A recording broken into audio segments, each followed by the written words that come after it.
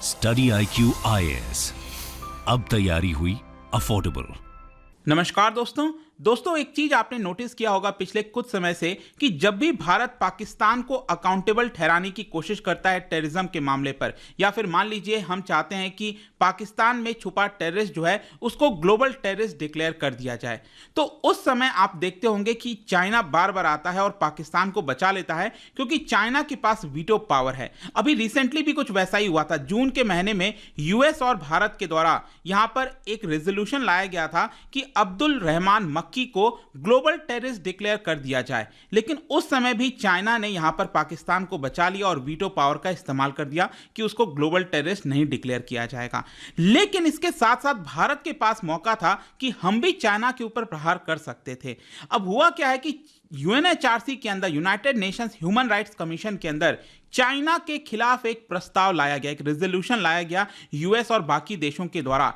और ऑब्वियस सी बात है, ऐसा लग रहा था कि शायद भारत जो है वो चाइना के खिलाफ वोट करेगा, मतलब कि उस रेजोल्यूशन के सपोर्ट में वोट करेगा कि एक डिबेट कराई जाए कि जो भी हो रहा है वीगुर मुस्लिम्स के खिलाफ, मतलब चाइना जो प्रताड़ना कर रहा है वीगुर मुस्लिम्स के खिलाफ, उसको लेकर हम डिबेट चाहते हैं। तो भारत इसको सपोर्ट कर सकता था, लेकिन सरप्राइजिंगली भारत एब्सटेन किया है। यहां पर आप देख सकते हो, India abstains from voting on resolution for debate on China's Xinjiang abuses. तो इसको डिटेल से मैं आपको बताऊंगा एग्जैक्टली है क्या, यहां पर क्या कारण हो सकता है जिसकी वजह से भारत एब्सटेन किया है। एब्सटेन करने का मतलब क्या है कि हमने ना तो इसके फेवर में वोट किया और ना तो अगेंस्ट में वोट किया, और जबकि बार बार हमें दिखता है कि चाइना भारत के खिलाफ वोट करता है, तो हमें भी यहां पर कहीं ना कहीं चाइना के खिलाफ वोट करना था, लेकिन हमने ऐसा नहीं किया है। तो इसका मतलब क्या निकला, चलिए इसको डिटेल से समझेंगे, काफी कुछ जानने को है। लेकिन इसके पहले एक बहुत इंपॉर्टेंट अनाउंसमेंट। देखिए दोस्तों, हमारा जो यूपीएससी का बैच है, आपने देखा होगा कई सारे बैचेस लॉन्च किए गए हैं, आप जिसमें चाहो एडमिशन ले सकते हो, लेकिन 2023 का जो यूपीएससी का एग्जाम होगा उसका आखिरी batch, this is the last batch which will be launched on 18th of October। 18th of October से इसमें क्लासेस स्टार्ट हो जाएंगी। इसमें भी अगेन लिमिटेड सीट्स हैं, अगर आप एडमिशन लेना चाहते हो तो इसको ज्वाइन कर सकते हो, again at a very affordable rate, just 19,000 rupees, अगर आप कोड इस्तेमाल करते हैं अंकित लाइव। और इसके अंदर आपको अगेन कई फीचर्स मिलते हैं, लाइव क्लासेस दी जाती हैं, नोट्स दिए जाते हैं, आंसर राइटिंग प्रैक्टिस आपके मेंस एग्जाम के लिए, और साथ ही साथ मेंटरशिप भी दिया जाता है। कोई प्रॉब्लम है, दिक्कत है, आप अपने मेंटर से पूछ सकते हैं। इसके अलावा अगर आपको एमसीक्यूज अटेम्प्ट करना है तो मेरे इंस्टा पेज पर भी जाइए, वहां पर स्टोरीज में जितने भी एमसीक्यूज हैं उसको आप अटेम्प्ट कर पाएंगे। चलिए शुरुआत करते हैं और सबसे पहले देखते हैं एग्जैक्टली कल हुआ क्या। देखिए, United Nations human rights commission, इसके बारे में मैं आपको बताऊंगा एग्जैक्टली है क्या ये, लेकिन कल इसके अंदर दो रेजोल्यूशन लाया गया। एक रेजोल्यूशन था श्रीलंका के खिलाफ और दूसरा रेजोल्यूशन था चाइना के खिलाफ।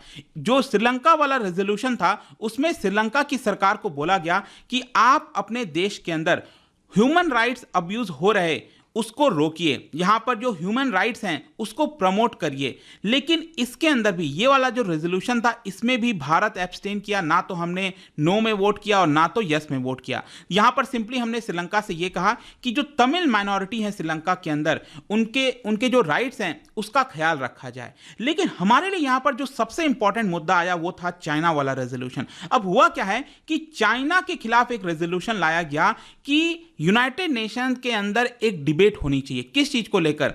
यहां पर आपने देखा होगा चाइना का जो वेस्टर्न प्रोविंस है, इसको शिनजियांग प्रोविंस कहते हैं, यहां पर बड़ी मात्रा में जो मुस्लिम्स हैं, जिनको वीगुर मुस्लिम्स कहा जाता है, उनका आपको पॉपुलेशन देखने को मिलेगा। चाइना के ऊपर लंबे समय से आरोप है कि चाइना की सरकार ने इनके ऊपर काफी ज्यादा प्रताड़ना की है और कई सारे प्रॉब्लम्स क्रिएट किए हैं। तो यहां पर एक रेजोल्यूशन लाया गया वेस्टर्न कंट्रीज के द्वारा कि एक डिबेट होना चाहिए कि जिस प्रकार से चाइना अब्यूज कर रहा है वहां पर मुस्लिम्स का, वीगुर मुस्लिम्स का, उसको लेकर एक डिबेट हो। लेकिन यहां पर भी भारत ने जो है उस रेजोल्यूशन का सपोर्ट नहीं किया, हमने यहां पर एब्सटेन कर दिया। तो इसको लेकर मैं बाद में आऊंगा, लेकिन यहां पर सबसे पहले ह्यूमन राइट्स काउंसिल के बारे में जान लीजिए। देखिए, ये इंटर गवर्नमेंटल बॉडी होती है विद इन यूनाइटेड नेशन, ये यूनाइटेड नेशन सिस्टम का ही पार्ट है, और इसके अंदर टोटल 47 मेंबर स्टेट्स होते हैं। मतलब कि जो यूएन के मेंबर्स होते हैं ना, टोटल कितने यूएन के मेंबर्स हैं इस समय? 193 मेंबर्स हैं। तो इन्हीं में से यहां पर 47 मेंबर्स चुने जाते हैं जो कि ह्यूमन राइट्स काउंसिल का पार्ट होते हैं। और जब भी कोई ह्यूमन राइट्स से रिलेटेड कोई वायलेशन है, कोई रेजोल्यूशन है,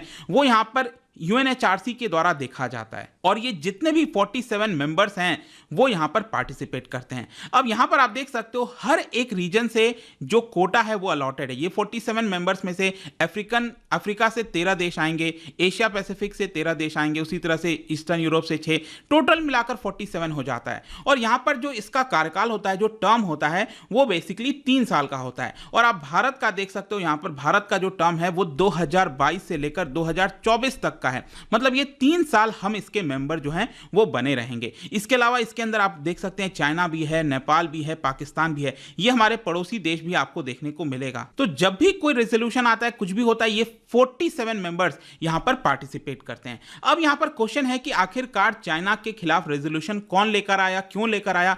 देखिए यहां पर बताया जा रहा है कि ये जो रेजोल्यूशन है वो ग्रुप ऑफ कंट्रीज के द्वारा लाया गया। इसमें कौन कौन है? Canada, Denmark, Finland, Iceland, Norway, Sweden, UK और यूएस। इन कंट्रीज ने मिलकर यहां पर इस रेजोल्यूशन को टर्की के द्वारा भी सपोर्ट किया गया था और यहां पर यह रेजोल्यूशन लाया गया कि हमें एक डिबेट रखना चाहिए कि चाइना के अंदर जिस तरह से अब्यूज हो रहा है विगुर मुस्लिम्स का। और साथ ही साथ मैं आपको बता दूं कि रिसेंटली एक रिपोर्ट भी आई थी, उस रिपोर्ट में भी बताया गया कि किस तरीके से चाइना जो है वो wide range of human rights violation कर रहा है विगुर मुस्लिम्स के खिलाफ। यहां पर आपको ध्यान होना चाहिए कि काफी सारा रिसोर्सेज है, लेकिन उसके बावजूद भी जो विगुर मुस्लिम्स हैं उनको डिटेंशन कैंप में रखा जाता है। यहां पर चाइना कहता है कि नहीं, ये तो री एजुकेशन कैंप है, लेकिन यहां पर जो बच्चे हैं उनको पेरेंट्स से सेपरेट कर दिया जाता है, अलग प्रकार की शिक्षा देने की कोशिश की जाती है चाइना के द्वारा। साथ ही साथ फोर्स्ड लेबर कराया जाता है। आपने देखा होगा कई सारे जो प्रोडक्ट्स हैं उसको लेकर वेस्टर्न कंट्रीज बॉयकॉट कर रहे थे। उनका कहना था कि नहीं, ये विगुर मुस्लिम्स के द्वारा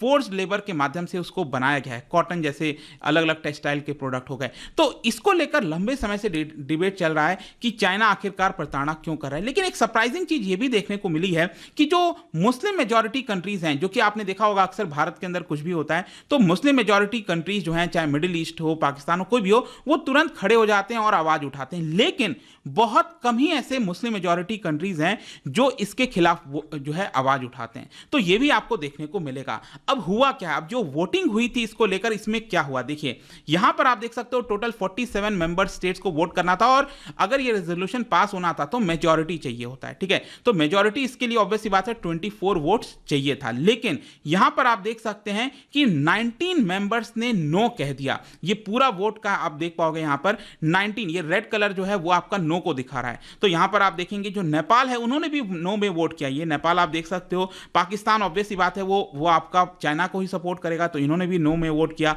इसके अलावा 11 ऐसे मेंबर्स हैं जैसे भारत, मलेशिया, यूक्रेन, इन्होंने न्यूट्रल स्टैंड लिया है, मतलब एब्सटेन कर दिया है, ना तो नो में वोट किया ना तो यस में वोट किया। तो जाहिर सी बात है 30 मेंबर तो ऐसे ही हो गए जिन्होंने सपोर्ट नहीं किया रेजोल्यूशन को। तो बाकी की जो मेंबर्स हैं फ्रांस, जर्मनी, जापान, ये सब ने सपोर्ट किया है, लेकिन ये रेजोल्यूशन पास नहीं हो पाया। तो ये तो वोटिंग हो गया। अब क्वेश्चन ये है कि भारत आखिरकार एब्सटेन क्यों किया है? क्योंकि जैसा मैं आपको बता रहा था कि भारत के खिलाफ कई सारी चीजें की जाती हैं चाइना के द्वारा। तो यहां पर देखो भारत की तरफ से कोई भी ऑफिशियल एक्सप्लेनेशन इसको लेकर नहीं आया, लेकिन जो एक्सपर्ट हैं, जो पीपल फेमिलियर हैं इन सारे मामलों से रिलेटेड, उनका ऐसा मानना है कि भारत जब भी कोई कंट्री स्पेसिफिक कोई रेजोल्यूशन आता है तो हमेशा या तो भारत उसके खिलाफ वोट करता है या तो एब्सटेन कर जाता है, ठीक है, यस या नो में कर जाता है। अब कहीं ना कहीं एक्सपर्ट्स का यह भी मानना है कि अगर मान लो भारत चाइना के खिलाफ वोट करता, मतलब यस में वोट कर देता कि हाँ हम डिबेट चाहते हैं, तो मे भी हो सकता था, क्योंकि यहां पर आप देख पाओगे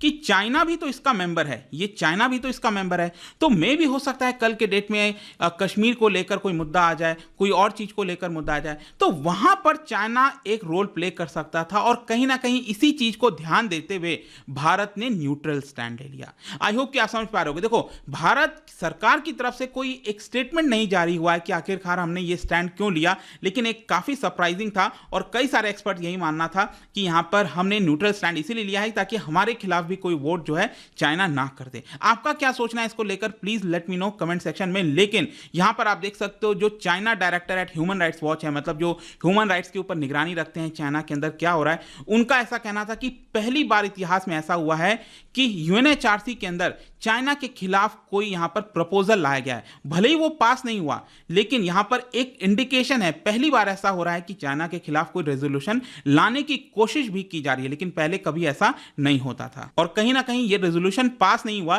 तो एक प्रकार से जो विगुर मुस्लिम्स का जो राइट्स है वो नहीं मिल पाया उनको हमने बिट्रेल किया है, मतलब धोखा दिया है एक प्रकार से। तो कहीं ना कहीं ये चीजें पास होनी थी, ऐसा यहां पर जो ह्यूमन राइट्स वॉच है, ह्यूमन राइट्स के जो लोग हैं उनका ऐसा कहना है। ठीक है, तो ये तो चाइना वाला पूरा मामला हो गया। लेकिन श्रीलंका के मुद्दे पर डेफिनेटली भारत सरकार ने बोला है, भारत की जो ऑफिशियल स्टेटमेंट है वो यहां पर आई है और हमने इसको लेकर क्या कहा है, हमने कहा है कि जो तमिल माइनॉरिटी के राइट्स हैं वो अभी भी इनएडिक्वेट है। यहां पर जो 13 कॉन्स्टिट्यूशनल अमेंडमेंट हुआ था श्रीलंका के अंदर, जिसके तहत बोला गया कि तमिल माइनॉरिटीज को भी राइट्स दिए जाएंगे, जो पावर्स हैं वो दिया जाएगा, अभी तक वो सारी चीजें नहीं हुई हैं। तो भारत यहां पर कहता है श्रीलंका को आप जल्द से जल्द इस चीज को करिए। साथ ही साथ हमने ये भी बताया कि किस तरीके से कि भारत के द्वारा सपोर्ट किया गया है 2009 से लगातार, जो रीसेटलमेंट का मामला है, रिकंस्ट्रक्शन का मामला है, सब कुछ हमने रिलीफ पैकेज दिया है। और स्पेशली जनवरी के बाद से आपने देखा होगा श्रीलंका जो है वो पूरी तरह से कोलैप्स हो गया था, तो वहां पर भी हमने असिस्टेंस प्रोवाइड किया है। इकोनॉमिक क्राइसिस होने के बावजूद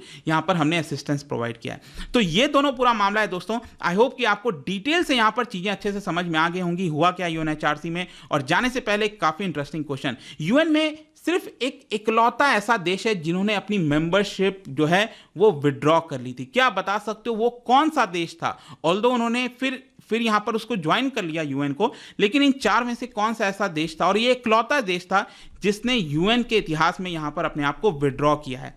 क्या बता पाएंगे? इसका राइट आंसर आपको पता ही है, मेरे इंस्टाग्राम पर तो मिलेगा ही, वहां पर अगर आप नहीं हो कोई बात नहीं, टेलीग्राम से भी ले सकते हैं इसका सही उत्तर। मैं कई सारे जो एमसीक्यूज हैं वो यहां पर स्टोरीज में डालता रहता हूं। बाकी अगर आपको पीडीएफ चाहिए तो टेलीग्राम पर आइए, अलग अलग सोशल मीडिया पर आप जुड़ पाओगे। और जैसा मैंने बताया, यूपीएससी की तैयारी दोस्तों आप कर सकते हैं by using the code Ankit live. ये आखिरी बैच है दोस्तों, ध्यान रखिएगा, जस्ट 19,000 में ये पूरा कोर्स मिल जाएगा। या फिर बाकी अगर आपको कोई पिछला बैच ज्वाइन करना है तो डेफिनेटली हमारे वेबसाइट और ऐप पर जाइए। आई होप कि वीडियो आपको पसंद आया होगा। मिलता हूं आपसे next time, till then thank you very much, see you soon. Study IQ IAS, अब तैयारी हुई अफोर्डेबल।